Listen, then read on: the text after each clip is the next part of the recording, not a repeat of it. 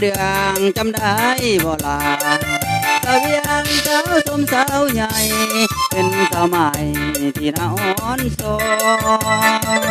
ตัวใจหาวัน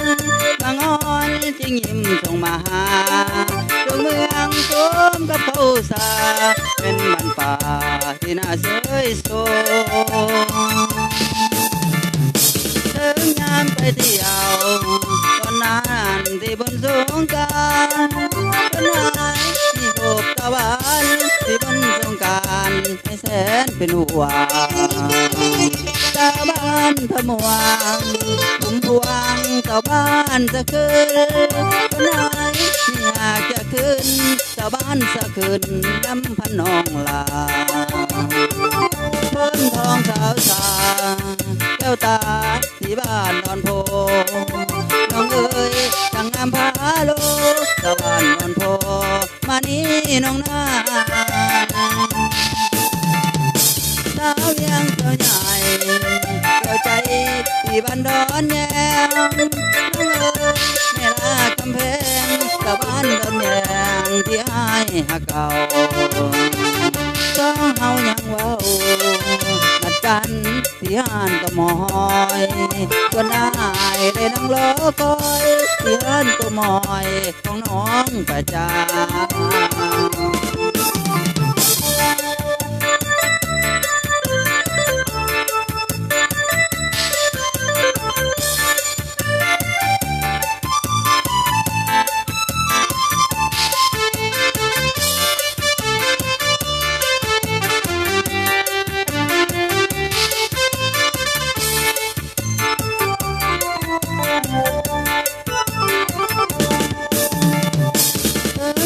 ไปเที่ยว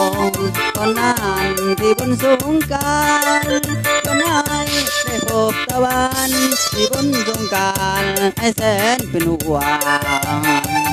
ชาวบ้านท่ามวงกลุ่มพวงชาวบ้านจะขึ้นตอนนั้นมีหากจะขึ้นชาวบ้านจะขึ้นลำพันนองลาบ้านทองสาวสาแก้วตาที่บ้านดอนโพน้องเอ๋ยสั่งน้ำพาโลชาวบ้านดอนโพมานี่น้องนาสาวเวียงสาวใหญ่แก้วใจ